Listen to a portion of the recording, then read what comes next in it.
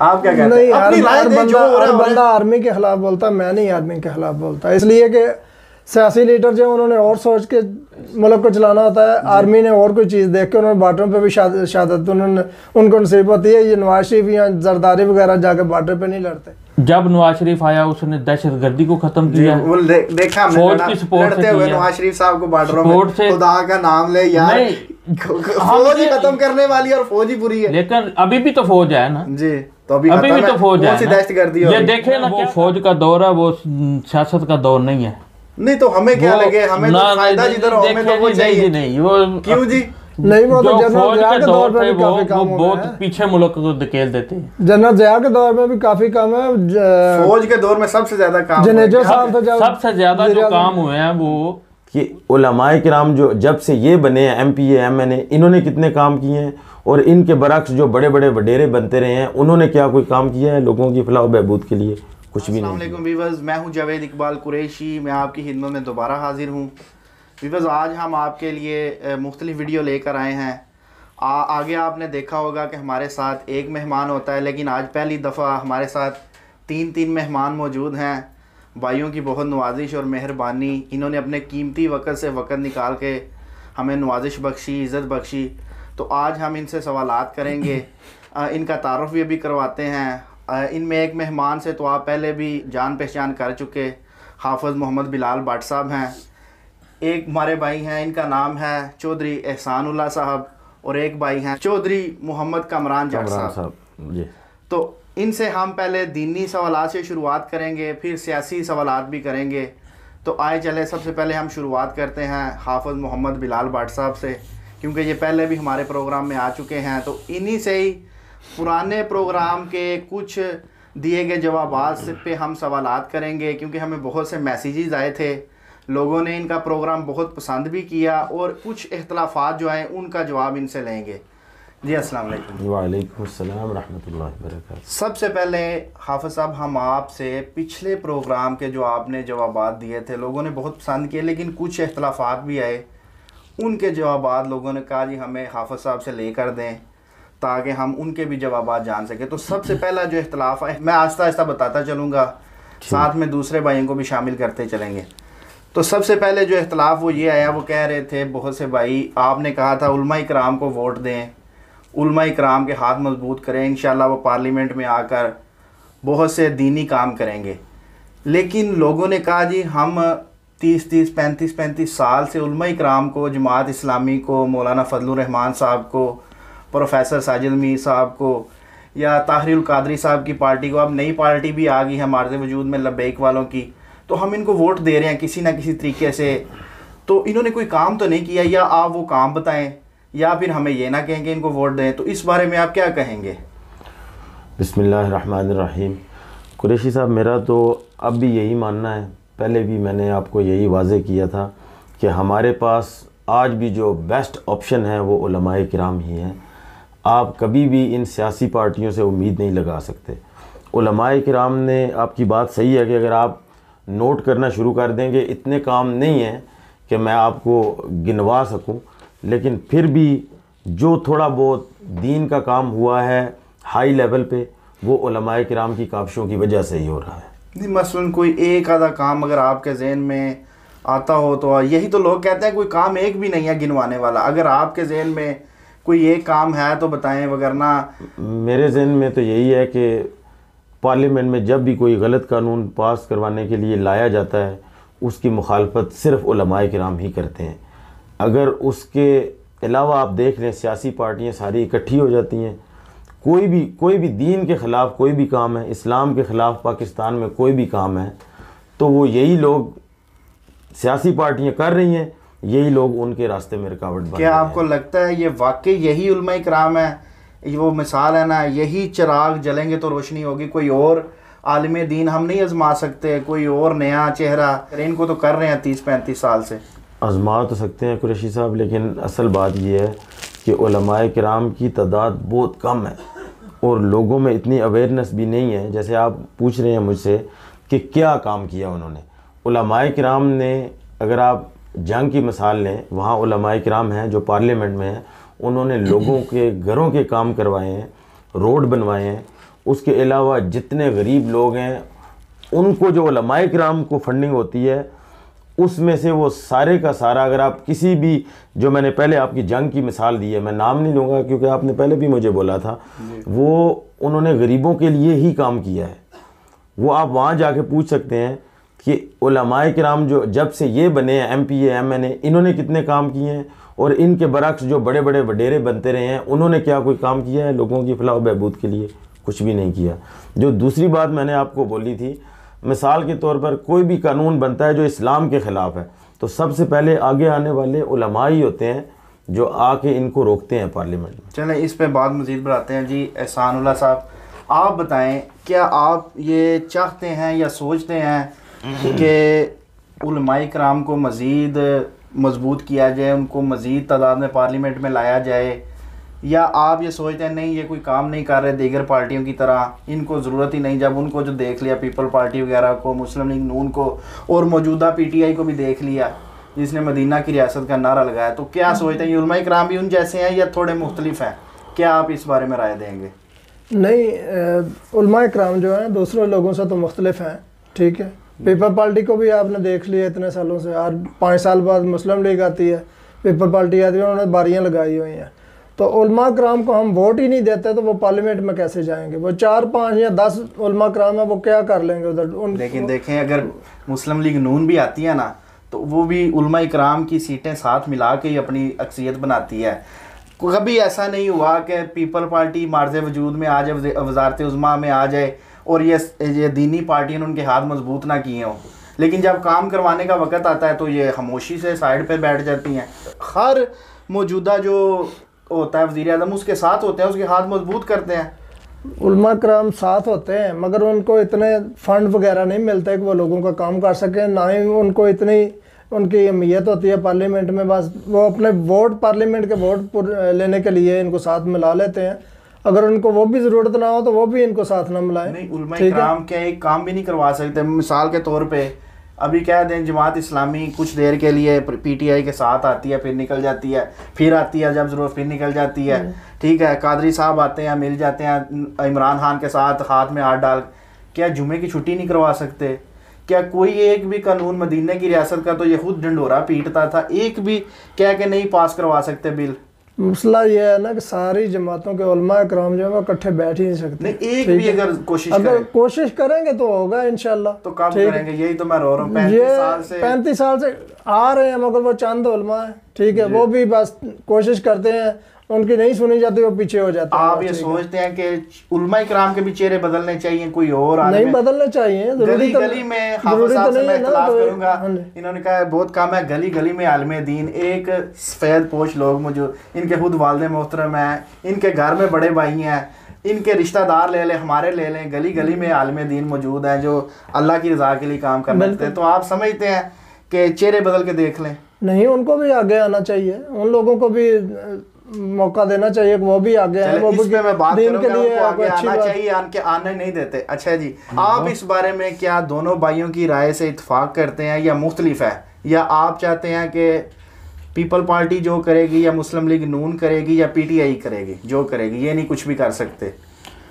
नहीं जी, देखिए PTI, मुस्लिम league नून या पीपल पार्टी वो जो भी करेंगे वो तो करेंगे जी, लेकिन ये जो मुल्क हमारा ये है इस्लाम पे, इसका आखिर में भी, और इस्लाम पे आप और मैं मानते हैं, लोग नहीं मानते ना। लेकिन बात ये है ना मानने वालों की तो जेलें भरी हुई हैं, ठीक है जी। अब अगर मानना, आज भी मानना है और कल भी मानना पड़ेगा। हमने इत्तलात का क्या नाम है वो जेलम वाले वज़ीर इत्तलात, वो कहते हैं जी ये मुल्क इस्लाम के नाम पे नहीं बना, वो इसीलिए तो कह रहे हैं कि ये मुल्क किसी और काम के लिए बना, आप ऐसे ही कहते हो जनाब। इसीलिए तो कह रहा हूँ कि वो जो इस तरह का ज़हन रखते हैं कि ये मुल्क इस्लाम के नाम पर नहीं बना, उनका तो मकसद ही नहीं ना ये मुल्क, उनका तो मकसद है अपना आप, हमने पैसे कैसे बनाने हैं, मेरी वजारत कैसे रहनी है, उनका तो मकसद यही है।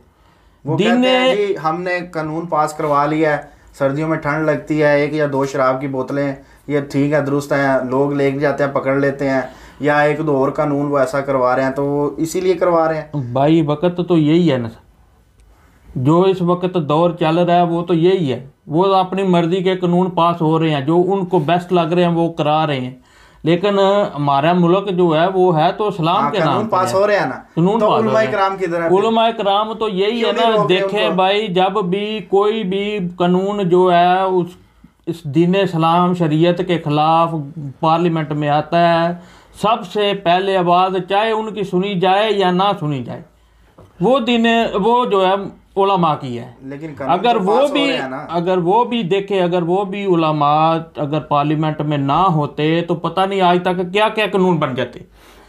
ये जो बाहर के लॉबी चल रहे हैं हमारे मुल्क में, जो दूसरे मुल्क की फंडिंग हो रही है हमारे मुल्क में, वो इसीलिए इनको आगे रखा हुआ है। अगर उलमा ना होते तो बहुत ज़्यादा कानून पास होने थे उधर। जी हाफिज साहब, तो क्या आप ये समझते हैं, महसूस करते हैं कि उलमाए किराम का चेहरा बदलना चाहिए? मसलन नए उलमाए किराम जो इस काम में नहीं आना चाहते, इस गंद के निज़ाम में नहीं आना चाहते, उनको लाना चाहिए या कोई आने नहीं देता उनको?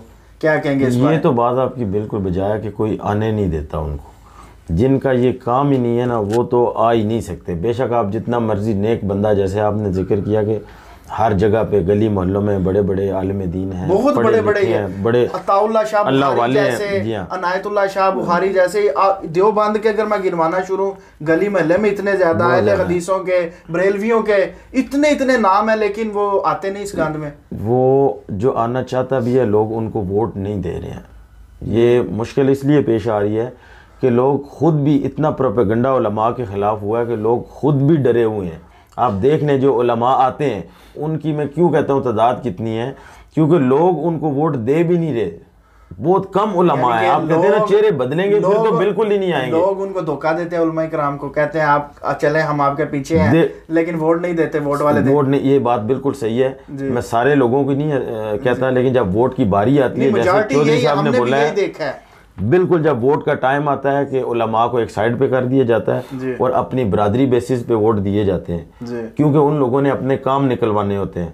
उलमाए किराम जो हैं वो अपने जितना उनको मैंडेट मिलता है उस हिसाब से, मैं कहता हूँ वो बहुत ज़बरदस्त डायरेक्शन में जा रहे हैं। नहीं, उलमाए किराम को अगर ये रास्ते में वो कामयाब नहीं हो रहे, कोई और रास्ता नहीं है आपकी नज़र में कि उसको अपनाए? मेन पावर जो मैं कहता हूँ, ये अगर सारे मिल के बैठ जाएं, गली मोहल्ले में कानून पास होते हैं, इनको उठाने के लिए, मनाने के लिए कानून पास होते हैं।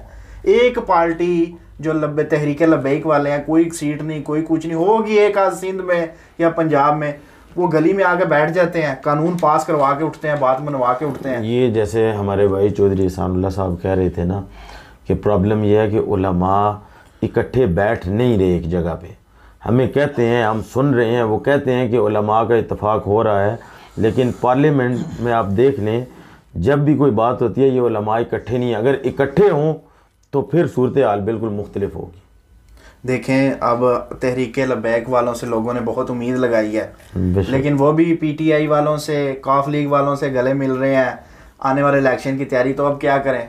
तो सीधा हम उनको जो ना करके, काफ लीग का बंदा या मुस्लिम लीग नून का बंदा हमसे वोट मांगने आता है, हम कहते हैं जी हम आपको वोट नहीं देते, हम दीनी पार्टी को देंगे। दीनी पार्टी को देते हैं, वो जीत के फिर उनके साथ मिल जाता है। तो हम डायरेक्ट क्यों ना दे लें? लोग ये सवाल करते हैं। हम जो बुरा बना है, कल को हम काम नहीं करवा सकते उनके पास जाके, वो कहते हैं जाओ आप दीनी पार्टी के पास जाओ। बिल्कुल। तो क्या करें फिर? लोग ऐसी कशमकश में हैं कि इनको कहते हैं हम निकलना चाहते हैं। अभी पाकिस्तान में जो अभी सियासत चल रही है, उसमें ये वाहिद पार्टी है, दीनी पार्टी जो इस्तेमाल हो रही है।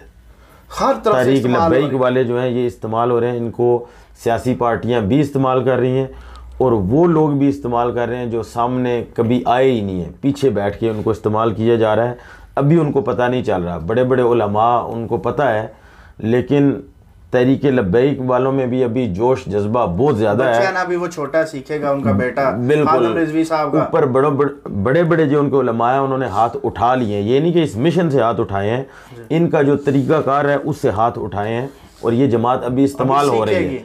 अगर उलमाए किराम इकट्ठे हो जाते हैं, जैसे आपने इस जमात का जिक्र किया है, तो ये काम बड़ा आगे जा सकता है। क्या कभी उलमाए किराम इकट्ठे बैठ सकते हैं? वही पुराने प्रोग्राम वाला सवाल जो मैं हाफिज साहब से, क्या बरेलवी देवबंदी अहले हदीस इकट्ठे बैठ सकते हैं?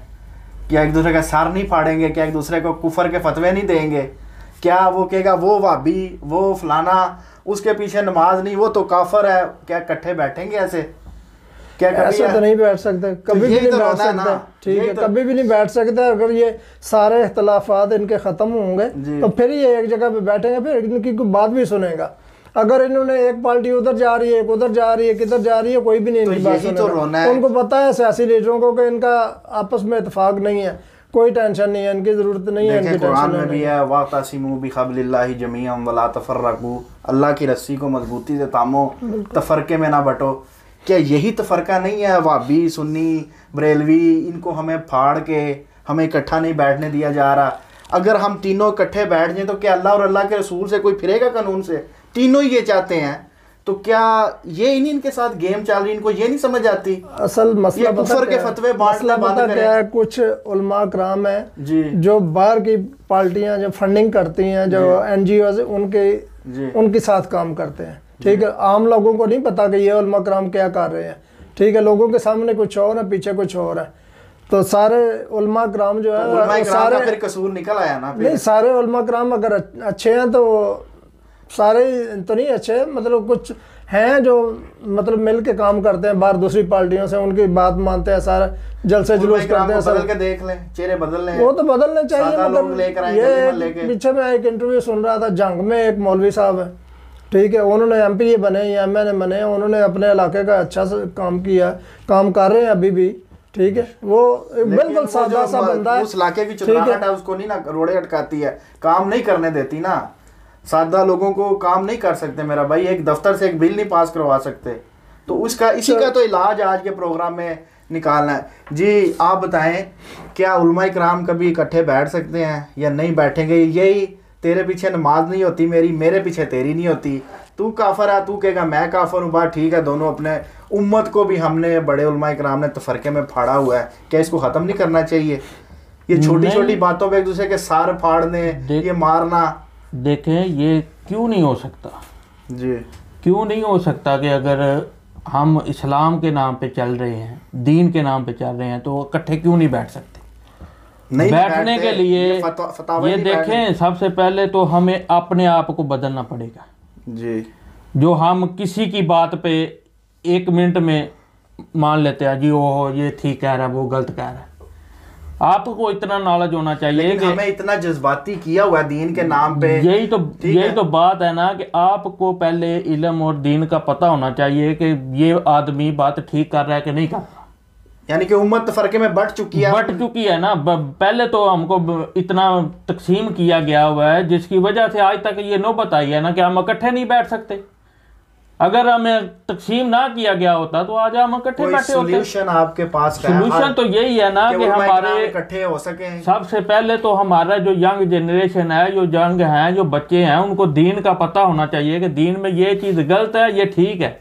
ये आलम अगर ये बात कर रहा है तो मैं दीन जानता हूँ, मुझे पता है ये गलत कर रहा है। मैं उसका जज्बाती अवाम है, जज्बाती बस नारे वादे लेकिन अगर हम ये सोच के ये फैसला कर दें कि हम कभी इकट्ठे नहीं बैठ सकते। दूसरे की मस्जिद में अगर कोई नमाज पढ़ जाए तो मस्जिदें धोते रहते हैं। नहीं, वो यही तो तफरकेबाजी है ना, यही तो तकसीम किया हुआ है ना। अपनी मार्केट, उम्मत को लोगों को ये समझ आएगी, खत्म होगा ये। अपनी मार्केट चलाने के लिए अगर हम कुछ उलामा ने हमको तकसीम किया हुआ है तो वो यही है ना कि हम कम इल्म हैं। अगर हमारे पास इल्म होगा तो हम तकसीम नहीं होंगे, फिर हमारे बीच में से लीडर आएंगे। वो किधर से आएंगे? वो आलम को बाहर से तो नहीं आएगा। अगर ये उलमा इकराम नहीं मानते तो नए चेहरे को आजमाया जाए। नए चेहरे भी आएंगे, वो कहाँ से आएंगे? वो भी हम में से ही आने हैं, यही आने हैं। सिर्फ बात इतनी है कि थोड़ा सा इल्म का, नॉलेज का कमी है, जिसकी वजह से हम नहीं समझ सकते दीन को। दीन को समझेंगे, जब कोई गलत बात करेगा हम उसको भी बताएंगे, भाई आप गलत बात कर रहे हैं। क्या ये दाल रोटी का चक्कर है? उलमा इकराम ने एक दूसरे को तफरके में बांटा हुआ है कि मेरी तरफ ज्यादा बंदे, मुझे ज्यादा चंदा, मुझे ज्यादा, दूसरी तरफ न चल जाए। बिल्कुल हजरत, दाल रोटी का चक्कर भी है, आपकी बात सही है। वैसे मुझे आपकी ये बात पसंद आई है, खरी और सच्ची बात। बिल्कुल ये बात आपकी बजा है, लेकिन मैंने जैसे पिछले प्रोग्राम में बताया था कि बड़े लेवल पे जो उलमाए किराम है ना, उन्होंने अपने जो छोटे इख्तिलाफात हैं उनको छोड़कर इकट्ठा होने की कोशिश की है और मुसलसल कर रहे हैं। और आपने पहले बात की थी کہ علماء کرام نے کام کیا کیا ہے. آپ خود دیکھیں ختم نبوت پہ کام جو پاکستان میں ہوا ہے علماء کرام نے کیا ہے, جانے بھی دی ہیں. پاور پہ ایک سٹیج پہ آئے ہیں, وہ اکٹھے تھے. یہی میرا اگلا پوائنٹ یہی ہے, جب وہ اکٹھے ہوئے ہیں تو انہوں نے اکٹھے ہو کے اس چیز کو پروو کیا ہے. مثلا مرزائی یا قادیانیوں کے خلاف جو پروگرام ہوئے ہیں پاکستان کے اندر اور آج پاکستان میں ان کو اقلیت قرار دیا گیا ہے, علماء کی کاوشیں ہیں. ناموس صحابہ کا بل اگر آیا ہے پارلیمنٹ میں, علماء کی کاوشیں ہیں. پیچھے ایک بل پاس ہوا تھا کہ آپ نے اگر دوسری شادی کرنی ہے تو یہ وہاں اجازت لیں, یہ کریں, ہو گیا ہے نا. اس کے خلاف شریعت ہے یہ بل. اس کے خلاف آواز کس نے اٹھائی ہے؟ جیسے چودھری کامران صاحب کہہ رہے ہیں کہ یہ علماء ہی ہیں, ان کی نہ بھی بات مانی جائے نا لیکن یہ ان کی مخالفت ضرور کرتے ہیں. افسوس کے ساتھ کہنا پڑتا ہے کہ ان کی تعداد بہت کم ہے. اچھا چلے, بہت ہی اہم سوال آپ سے ہی شروع کرتا ہوں. یہ جو روز ہم اٹھ کے ڈنڈے سوٹے لے کے نبی کی گستاخی کے نام پہ کسی نہ کسی کو مار دیتے ہیں, یہ طریقہ درست ہے یا طریقہ یہ ہونا چاہیے بات کو وقت کے قاضی کے پاس لے کے جانا چاہیے, وہ جو فیصلہ کرے, یا اگر ہم کسی کو چوری کرتا دیکھ لیں اس کا خود ہی ہاتھ کاٹ دیں, کسی کو ہم زنا کرتا دیکھ لیں خود ہی یہ کوئی قاضی بھی کوئی چیز ہے یا ہم خود ہی اٹھ کے خود ہی قاضی, خود ہی تلوار, خود ہی ہر چیز کر دیں؟ اس کا جواب میں ایسے دوں گا, جو آج پاکستان میں ججوں کی حیثیت ہے وہ قاضی جیسی ہی ہے. جج کے پاس چلے جائیں, کسی کے پاس تو جائیں نا. بالکل, یہ اگر آپ ویسے مجھ سے پوچھ رہے ہیں یہ بات تو بالکل غلط ہے, کیونکہ آپ کو پتہ ہی نہیں ہے کہ اس نے کی بھی ہے یا نہیں کی. جو کہنے والا ہے وہ خود جھوٹا ہے, وہ خود فاسق ہے. نماز روزہ اس نے کبھی دیکھا ہی نہیں ہے, اس کو صحیح طرح کلمہ پڑھنا نہیں آتا, اور اس نے ایک چیز پھیلا دی ہے اور عوام یہ سوچ رہی ہے کہ نبی صلی اللہ علیہ وسلم کی گستاخی ہوگی, جبکہ گستاخی کا تصور یہاں تو اگر گستاخی کی بھی ہے تو قاضی کو آ کے دو گواہ کا بتائیں یہ اس نے یہ کیا, وہ آگے سے کنفرم کر کے سزا دے. یہ جج کا کام ہے. نہیں جلا دیا, مار دیا. نہیں, یہ جو کام ہے نا, اگر ایک بندے کی بالکل آپ کے پاس گواہ بھی ہیں, آپ اس کو عدالت میں لے کے جائیں, اگر سب کے سامنے یہ بات ہوئی ہے تو عدالت اس کو سزا دے گی. عدالت کو گواہ چاہیے نا, دو گواہ بھی ہوں تو عدالت سزا دے گی. جی آپ کیا کہتے ہیں, یہ طریقہ درست ہے جو چل پڑا ہے؟ کسی کو بھی مار دیتے ہیں ہم, اپنی دشمنیاں ہم نکال رہے ہیں, کسی سے دشمنی نکالنی ہے, ہم کہتے ہیں جی یہ گستاخ نبی ہے, مار کے باج پہ ہم جی گستاخ نبی, ہمیں جی واہ واہ واہ. تو کیا یہ درست طریقہ ہے؟ نہیں, یہ طریقہ بالکل غلط ہے. اگر کسی نے کیا ہے تو اس کو عدالت میں لے کے جائیں, اس کے خلاف ثبوت دیں, گواہ لے کے جائیں, اس کے بعد عدالت اس کو فیصلہ کرے کہ اس کو کیا سزا دینی ہے کیا نہیں. یہ تو بالکل غلط طریقہ ہے کہ جو مارنے والے ہیں وہ کون سا اسلام پہ چل رہے ہیں, ان کو الف بے کا تو پتہ نہیں ہے. ٹھیک ہے, گرامر سکول یا دوسرے یہ انگلش کے ایجوکیٹر سکول ہیں, ان میں پڑھتے ہیں پتہ نہیں کیا کیا ادھر نصاب ہیں کیا نہیں. ٹھیک ہے, وہ پڑھ کے ان کو اسلام کے بارے میں کچھ نہیں پتا, بس اتنا ایک بندے نے واز گایا جی ادھر اس نے یہ کر دیا, گستاخی ہو گئی, یہ ہو گیا. ہاں, انہوں نے سوچنا نہیں ہے کہ کیا ہوا ہے کیا نہیں. اس بندے سے پوچھیں, پہلے اس کو عدالت میں لے کے جاؤ یا پولیس اسٹیشن لے کے جاؤ, اس کو ثابت کرو پہلے, اگر ثابت ہو جائے تو اس کے بعد اس کو سزا دیں. عدالت میں یہ تو کوئی طریقہ نہیں ہے کہ تو نہ بنے بھائی, آپ نے اپنا کام کر دیا. حکومت اگر گنہگار ہے نہیں کرتی کچھ, وہ جائے اپنا جواب دے گی. یہ نہیں کہ ہم خود ہی ہر چیز کو, نہیں یہ تو غلط ہے, قانون کو ہاتھ میں نہیں لینا چاہیے, اس کو لے کے جائیں. آپ کیا کہتے ہیں اس بارے میں, کیا یہ جو چل پڑا ہے ہمارا معاشرہ جدھر, یہ درست جا رہا ہے کہ رکنا چاہیے یار اس کو؟ نہیں, یہ تو ایک ملک میں افراتفری پھیلانے والا معاملہ ہے جی, کہ بغیر سوچے سمجھے, بغیر کسی پہ کوئی بھی الزام لگا کے یہ جی اس نے یہ کیا ہے اسلام کے خلاف یا نبی پاک کی گستاخی کر دی ہے اس نے, اس پہ پرچہ ہوتا ہے ہمارے تو ملک میں, وہ آپ مکمل اس کی یہ تو اپنی دشمنیاں, جیسے آپ نے بولا اپنی دشمنیاں نکالنے کے لیے لوگ کر رہے ہیں.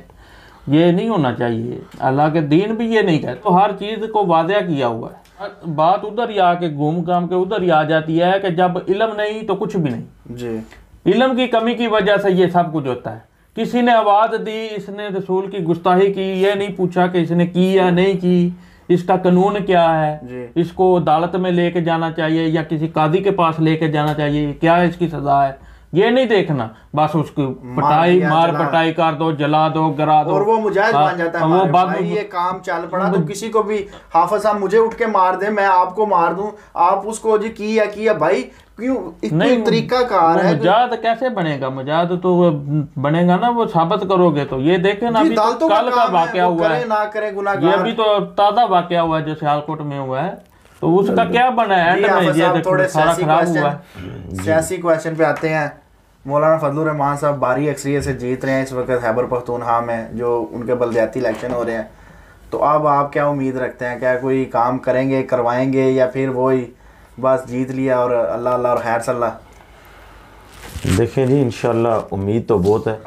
میں تو جتنی پارٹیاں ہیں, دینی پارٹیاں, چاہے جماعت اسلامی ہو, مولانا فضل الرحمان صاحب ہوں, پروفیسر ساجد میر صاحب ہوں, مجھے تو اگر کمپیئر کریں گے باقی پارٹیوں سے تو یہی لوگ زیادہ اہل لگتے ہیں, اور یہی لوگ دین کا کام بھی کریں گے, اور یہی لوگ اپنے اپنے علاقے میں ان سیاسی پارٹیوں سے بہتر کام کر سکتے ہیں.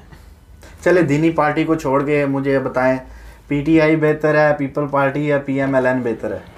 ہم نے تو قریشی صاحب پی ٹی آئی کو بہتر سمجھ کے ہی سپورٹ کیا تھا. جتنے لوگ ہیں ان کو بھی موٹیویٹ کیا تھا, جتنے ساتھی ہیں, دوست ہیں, کہ آپ ایسا کریں, پی ٹی آئی کو ووٹ دیں. لیکن آپ کو پتہ ہے پی ٹی آئی نے بڑا مایوس کیا ہے. سب سے جو بڑی بات ہے وہ ایک ہے کہ ایک ہمارا ملک, جیسے بھائی نے بولا کہ یہ اسلام کے نام پہ بنا ہے, تو ایک چیز تو یہ ہے کہ بالکل اسلامی پارٹیوں کی یا اسلام پسند لوگوں کی سپورٹ یہ جماعت کرتی ہی نہیں ہے. دوسری چیز یہ ہے کہ جو غربت مین ہے, جو روٹی کھانے والی بات ہے نا, وہی عوام سے چھین لی گئی ہے اس طرح. جی آپ کون سی پارٹی کو سپورٹ کرنا ہے؟ دینی کو تو ہم کر رہے ہیں, اس کے علاوہ ہٹ کے پہلے ایم ایل این کو, پی ٹی آئی کو, مسلم لیگ کو سپورٹ کرتے تھے, پر ابھی تو کسی کو بھی نہیں دل کرتا سپورٹ کرنے پہ. یہ عمران خان کی گورنمنٹ آئی ہے, اس گورنمنٹ نے اسلامیات کی کتاب میں سے بہت زیادہ فکرے, جو آخری نبی کا لفظ ہے وہ بھی تقریباً ختم کر دیا انہوں نے. لیکن یہ کچھ لوگ کہتے ہیں پراپوگنڈا. نہیں, پراپوگنڈا نہیں ہے, وہ پرانی کتابیں بھی سامنے آ رہی ہیں, نئی بھی چھپ کے آ رہی ہیں, وہ بھی آ رہی ہیں. استاد ہی اسکولوں کے استاد ہیں وہ لے کے آ رہے ہیں. مگر یہ بڑی انہوں نے کمیٹی بنائی ہوئی ہے کہ ہم یہ بھی کریں گے, ہم سارا چیک کریں گے. پی ایم ایل این بہتر ہے؟ نہیں, ابھی تو کچھ بھی نہیں کہہ سکتے. اس کو اچھا سمجھ کے لے کے آئے تھے سارے لوگ آگے, ٹھیک ہے, تو ابھی تو انہوں نے اچھے کام تو کیا, $180 پہ آ گیا. چلو ملک کا قرضہ اللہ خیر کرے. ہاں جی, ملک کا قرضہ انہوں نے تو بولا تھا ہم قرضہ لیں گے نہیں, ہم پیسے واپس لے کے آئے جتنے لوٹ کے لے گئے. انہوں نے کہا تھا ہم کشگول توڑیں گے لیکن دیگ اٹھا لیں. چودھری کامران صاحب آپ تو پی ٹی آئی کے سپورٹر ہیں, بہت بڑا سپورٹر ہے جی پی ٹی آئی کا. جی اسی لیے آج گالیاں پڑ رہی ہیں ہمیں. جی میں نے تو ایک دن بھی سپورٹ نہیں کی پی ٹی آئی کو. اچھا, لیکن یہ ہے کہ ہماری جو پی ایم ایل این کی کیا وہ کون سا دودھ کے دلہے ہیں, جو ان کی شہر کی نہریں ہیں. جو بھی دور ہے آپ سیاسی پارٹیوں میں کوئی بھی دور اٹھا کے دیکھ لیں, سب سے زیادہ جو کام ابھی تک ہوئے ہیں وہ پی ایم ایل این کے نون کے وقت میں ہوئے. اس بات میں جب نون لیگ آئی تھی اس وقت نہ بجلی تھی, ایوب کے دور میں کام ہوا ہے, نہیں وہ فوج کا دور ہے, وہ سیاست کا دور نہیں ہے. نہیں تو ہمیں کیا لگے, ہمیں تو فائدہ جدھر ہو ہمیں تو وہ چاہیے. نہیں وہ کیوں جی, نہیں, وہ تو فوج جنرل ضیاء کے کے دور دور میں تھے بھی کافی کام وہ ہوا بہت ہے. پیچھے ملک کو دھکیل دیتے ہیں. جنرل ضیاء کے دور میں بھی کافی کام ہے. فوج کے دور میں سب سے زیادہ کام جنیجو صاحب تھا, سب سے زیادہ جو کام ہوئے ہیں وہ اس وقت جب نواز شریف آیا تھا, نہ بجلی تھی. ہمارے ملک میں سب سے زیادہ جو تھی وہ دہشت گردی تھی. جب نواز شریف آیا اس نے دہشت گردی کو ختم کیا, فوج کی سپورٹ سے کیا. نواز شریف صاحب کو بارڈروں میں خدا کا نام لے یار, فوج ہی ختم کرنے والی اور فوج ہی بری ہے. لیکن ابھی بھی تو فوج ہے نا. جی, تو ابھی بھی تو فوج ہے. دہشت گردی یہ دیکھیں نا کیا کر رہے ہیں ہمارے ملک میں ڈالر کو کدھر لے گیا, ہمارے ملک میں غریبی کدھر چلی گئی ہے. ایک بات, جب اچھا کرے تو اس وقت یہ سیاسی پارٹی, جب برا کرے تو فوج پہ. نہیں, اچھا کرے گا تو ہم بولیں گے نا بھائی اس نے اچھا کیا ہے, کیوں نہیں کرنا. ہمارے کو نواز شریف کے ساتھ کوئی رشتہ داری تو نہیں, پیپل پارٹی کے ساتھ لے کے کون آیا نواز شریف صاحب, وہ فوج سے آئے ہوں گے. تو پھر لیکن ہم یہ تو نہیں کہہ رہے کہ نواز شریف بہت اچھا ہے جی, یہ ہے وہ ہے. میں یہ کہہ رہا ہوں کہ اس کے دور میں جو کام ہوئے ہیں وہ اچھے ہوئے تھے. اگر یہ عمران خان کام کرے, جس وقت نواز شریف گیا تھا کتنی سی لوڈ شیڈنگ, کتنا بل آتا تھا. اب تو غریب سڑکوں پہ رو رہے ہیں. یعنی کہ آپ کے کہنے کا مطلب غریب کو چیزیں مل رہی تھی, باقی جو ہو رہا تھا ہمیں اس سے کچھ لینا دینا نہیں. تو اب کیا ہو رہا ہے, اب آپ کا ہر ایک بچہ جو ہے وہ 2,70,000 روپے کا مقروض ہو چکا ہے. جب عمران خان آیا تھا اس وقت 1 لاکھ کا مقروض تھا. جی حافظ صاحب, کیا یہ باتیں درست کر رہے ہیں؟ جو غلط کرے وہ فوج کرے, جو اچھا کرے وہ نواز شریف کرے, इसके अलावा कोई अच्छा नहीं कर सकता, क्या आप इत्तेफाक करते हैं? इन्होंने वैसे कहा है कि आप अच्छा काम करेंगे तो हम उनको भी अप्रिशिएट करेंगे जी, लेकिन बात यह है कि अच्छा काम अभी हो कोई नहीं रहा। ये मैं कुछ चीज़ें हैं जो इन्होंने कही हैं कि सारे काम मुस्लिम लीग नून ने किए हैं, ऐसी बात नहीं है, किए बहुत से हैं, ये बात सही है इनकी। तो इतनी सबसे ज़्यादा मरतबा इक़्तिदार में रहे ही वो हैं, तो उन्होंने करने आना है, एक एक भी करें तो कितने साल वो इक़्तिदार, 30-35 साल में एक इक़्तिदार भी सबसे लंबा इनका रहा है जी, सबसे लंबा इक़्तिदार पीपल पार्टी का रहा। पीपल पार्टी नवाज शरीफ जितनी दफ़ा वज़ीर आज़म बना उसको पूरी मुद्दत भी नहीं करने दिया हमने, उसके हर दौर में उसको नहीं तो फौज ने आके निकाला। नवाज शरीफ साहब वो इंडियन फिल्म के वो नायक के एक दिन के हीरो क्यों नहीं बनते? वो इसी वजह से कि वो किसी वक्त में जाकर उन लोगों को पसंद नहीं रहते। क्यों नहीं पसंद रहते? यही वजह है ना कि कई जगह पे उनको स्टैंड लेना पड़ता है, जब वो स्टैंड लेते हैं तो वो पसंद नहीं होते। लोग कहते हैं कि जब ये इक़्तिदार में बाहर होते हैं ना, ये पाँव पकड़ के इक़्तिदार में आ जाते हैं, जिसके भी पकड़ते हैं, लेकिन जैसे इक़्तिदार में आते हैं उन्हीं लोगों का गला पकड़ लेते हैं। यही तो बात है ना, जब इक़्तिदार में आते हैं तो पता चलता है क्या हो रहा है अंदर का मामला, बाहर के बैठे तो नहीं नजर आता। जी आप क्या कहते हैं जी, क्या नवाज शरीफ ही सब ठीक करे या PTI के भी कुछ ठीक कर रहे हैं? ये कहते हैं जी देखिए नवाज शरीफ ने ऊपर से बिल्डिंग बनाई है, नीचे बुनियाद कोई नहीं बनाई, हम बुनियाद बना रहे हैं लेकिन नज़र नहीं आ रही लोगों को, आएगी लेकिन 10-15 साल बाद आएगी। तो क्या अब इधर मामला तो गड़बड़ है, इधर क्या करें? आप क्या कहते हैं? अपनी राय दें। हर बंदा आर्मी के खिलाफ बोलता, मैं नहीं आदमी के खिलाफ बोलता, इसलिए कि सियासी लीडर जो उन्होंने और सोच के मुल्क को चलाना होता है, आर्मी ने और कोई चीज़ देख के उन्होंने बॉर्डर पे भी शहादत उन्होंने उनको नसीब होती है। ये नवाज शरीफ या जरदारी वगैरह जाकर बॉर्डर पे नहीं लड़ते, इनके तो बच्चे भी घर में या इंग्लैंड में पढ़ते हैं या कोई अमेरिका में पढ़ रहा है, तो आर्मी वालों को किधर पढ़ रहे हैं? ठीक है, आर्मी बड़े दूर नहीं, अब है, पहले का दौर नहीं, अब हो गया, ठीक है, सही है। आर्मी जो है, आर्मी की वजह से हमारा मुल्क चल रहा है। अगर इनके सर पे छोड़ देना सियासी लीडरों पे, ये तो एक दिन में मुल्क का फैसला करके किसी और के हवाले करके खुद जहाज में बैठ के निकल। मजे की बात बताऊं, एक दीनी नुक्ता कि हमारे दीनी लिहाज से फौज की जरूरत ही नहीं है। जितने भी मुसलमान हैं सबको जंग लड़ना आना चाहिए, सारे के सारे फौजी हैं इस्लाम के, जब हुक्म हो चले जी फलां मुल्क से जंग है सारे लड़ते हैं।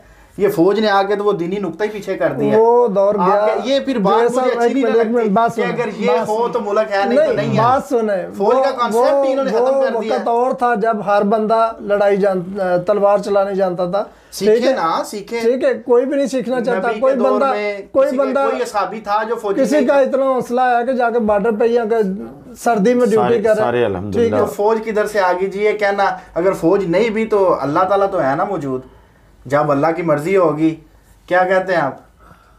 नहीं, अल्लाह ताला तो मौजूद है, अगर हम कुछ करेंगे तो अल्लाह ताला हमारी हेल्प करेगा। हम बैठ जाए वो बंदूक लेके रख दे इधर, अल्लाह ताला फौज आ जाए नहीं, फौज नहीं आ जाए, फौज नहीं आ जाए रहे यही, मगर इंसानों की तरह काम करें। जब ये गलत साइड पे निकलते हैं ना, मुल्क के राज फाश करते हैं। ये नवाज शरीफ इधर इंग्लैंड में बैठ के क्या क्या बोलता था, वो मैं मुजाहिल हमारे पास आया अमेरिका का, उसको हमने ये कर दिया, वो हमने फलां मुल्क को दे दिया, ठीक है। ये तो नहीं चीज़ है, वज़ीर आज़म था, वो CIA के दफ्तर में वो काम कर रहे हैं, इतनी खुफिया बातें ले उनके पास हैं फौज के। हर फौजी आप जर्नल देखें किसी ना किसी मुल्क में जाके काम का, हालांकि जाना ही नहीं चाहिए अगर फौज की बात करें। इस पे आप क्या कहेंगे? नहीं, जाना तो नहीं चाहिए, इनके पास तो इतने ज़्यादा राज होते हैं, वो तो नहीं किसी और मुल्क को काम देने चाहिए, शेयर नहीं करने चाहिए। जी चौधरी साहब कहते हैं जी गद्दार है नवाज शरीफ, जो है मुल्क के राज फाश करता है। अब आप क्या करेंगे? होगा जी, गद्दार होगा, हम कब कह रहे हैं कि नहीं होगा। तो गद्दार से आप उम्मीदें लगा के बैठे हैं? ये देखे ना, हम उसको नहीं मैं कह रहा कि मैं नवाज शरीफ को कह रहा हूँ कि वो ये सब कुछ, मैं कह रहा था कि आपने गलत मतलब लिया है। मैं कह रहा हूँ कि जो काम PMLN के दौर में हुए हैं वो ज़्यादा हुए हैं जी। मैं ये नहीं कह रहा कि नवाज शरीफ ने किया है या दूसरे ने किया है या तीसरे ने, उसके दौर में हुए हैं। तो आप चाहते हैं नवाज शरीफ वापस आ जाए? नवाज शरीफ ना आए, हम तो चाहते हैं कि जो आए वो इस मुल्क का खैर ख्वाह हो, इस मुल्क को आगे लेकर चले, इस मुल्क के जो गरीब आवाम जो मर रही है उनको कुछ चले। लास्ट कमेंट दें आप, फिर इसके बाद प्रोग्राम काफ़ी लंबा हो गया। आप क्या कहते हैं जी, एंड क्या है? मौलाना हजरात आए, PTI, PMLN या फौज, क्या कहते हैं आप इस बारे में? आखिरी नुक्ता मुख्तसर सा आप बताएं। नहीं मौलाना हजरात तो चलो वो तो हम सब मुतफिक हैं एक तो बात, हाँ आने का तो ठीक है, लेकिन ये तो नामुमकिन सी बात है। मौलाना हजरात तो इस जगह पे आ ही नहीं सकते। फ़ौज होनी भी नहीं चाहिए क्योंकि मुल्क का बहुत नुकसान होता है। फ़ौज मैं इस सूरत में कह रहा हूँ कि फ़ौज सियासत में नहीं आनी चाहिए। फ़ौज का कोई काम नहीं है सियासत में। जो आपने पहले बात की है ना, अस्करी ताकत हमें बनानी चाहिए। हम मुसलमान हैं कि हमारे लिए स्पेशल ये लोग जो हैं पाकिस्तान के लिए, पाकिस्तान के जितने बॉर्डर हैं वहाँ की हिफाजत करते हैं। तो ज़ाहिर बात है आजकल वो जो ज़माने की आप बात कर रहे थे नबी सल्लल्लाहु अलैहि वसल्लम वाले, तो अभी ज़माना फौज नहीं थी ना, बदल गया ना, सारे मुजाहिद सारे फौजी थे, लेकिन फिर भी फौज बनी तो उनका कॉन्सेप्ट खत्म हो गया। लेकिन जब उन्होंने अब मैं और जिहाद आप के लिए लड़ते हैं या बहुत से लोग, दुनिया लड़ती है जहाद पे नहीं जाना चाहती, तो आपका एंड का कमेंट्स क्या है? क्या मैं तो इसी बात पे इत्तेफाक करता हूँ, सियासी पार्टियों ने तो बिल्कुल ही मायूस किया है। तो कोशिश करते रहना चाहिए कि कम अज़ कम खुद अपनी वोट उलमाए किराम को दें ताकि उलमा कुछ ना कुछ दीन का काम कर सकें, और उलमा का चेहरा भी अगर बदल सकें तो बदलें। बिल्कुल ज़रूर, ये तो सही, नए चेहरे आने चाहिए आगे अगर हो सकते। जी आप क्या कहते हैं? उलमा किराम के साथ लोग खड़े होते हैं, मगर जब वोट देने जाते हैं तो उनको दिल में डर होता है, अगर कोई मौलवी आ गया, इस्लामी कानून आ गया तो उसमें तो हाथ भी काट देते हैं, पाँव भी काटते हैं, जना का भी सजा उसी वक्त क्या उसको संसार करते हैं। तो इस वजह से लोग सियासी लीडरों को वोट दे लेते हैं अपने मतलब के लिए, उलमा को कोई वोट नहीं देगा। देखें ये ठीक है, तमाम वो बातें सजाएं वाली जजाएं वाली अगर मैं बताना शुरू करूं, बेवाओं को कितनी ज़कात पैसा इमदाद की जाती थी, किसको क्या दिया जाता था, ये अगर मैं गिनवाना शुरू करूं तो प्रोग्राम कम पड़ जाएंगे। इंशाल्लाह वो बताएंगे। आप क्या कहते हैं? लास्ट कमेंट है वही जो मैंने अब अर्ज किया कि नवाज शरीफ साहब आ जाएं। नहीं नवाज शरीफ साहब जो हमारे मुल्क के लिए बेस्ट हो वो नवाज शरीफ को छोड़े, नवाज शरीफ बिलावल भुट्टो को भी छोड़े, सब को छोड़े। मैं तो ये कहता हूँ, मैं कहता हूँ कि वो आना चाहिए जो हमारे मुल्क के लिए ठीक हो। हमें तो अपने मुल्क से डरना, वो ठीक होगा जब हम ठीक होंगे। हमें वो आदमी, पहले तो हमें वो आदमी चुनने चाहिए जो हमारे मुल्क के लिए ठीक हो। जब हम बरादरी तौर पे हमारे पर्चे खत्म कराने के लिए, हमारे जमीनों के कब्जे खत्म कराने के लिए, एएनपी तो वो उधर की एक इलाके की जमात है, उसका तो नहीं है, वो तो उसको तो छोड़े ना। है कि नहीं? इस वक्त तो कोई भी नहीं। अच्छा, इस वक्त सब जो है अपने मतलब के हैं। मतलब इसलिए है ना, हम मतलब के आदमी लाते हैं तो वो मतलब ही चलना है। 2,000 लेके वोट डालते हैं, यही तो बात है ना। सबसे बड़ी बात तो ये, अगर पैसा दे के हम वोट डालेंगे तो वो क्या है, लोगों को शौर नहीं है, शौर मिलना चाहिए। कोई बंदा पढ़ा लिखा सेलेक्ट करे बंदे, पूरी फैमिली 2,000 लेके वोट दे दी। अच्छा, बस मजबूरी है। फिर कहते हैं जी दीन नाफिज हो जाए, पैसे लेके वोट दे रही है, फिर कहते हैं शरीयत आ जाए। फिर चले, बहुत शुक्रिया आप तीनों मेहमान का। इंशाल्लाह ताला नए प्रोग्राम में कभी दावत देंगे, खुश रहें इंशाल्लाह। तो व्यूअर्स बहुत शुक्रिया आपका, आपने प्रोग्राम देख लिया होगा। प्रोग्राम थोड़ा लंबा हो गया, माजरत चाहेंगे, लेकिन तफसील से तीनों मेहमानान ग्रामी की हमने राय सुनी। इंशाल्लाह ताला आप भी देखिएगा, लोगों को शेयर भी कीजिएगा और बताइएगा कैसी लगी राय। अपना खास ख्याल रखिएगा। अल्लाह हाफिज़ व नासिर। अस्सलामु अलैकुम व रहमतुल्लाहि व बरकातुहू। वालेकुम अस्सलाम।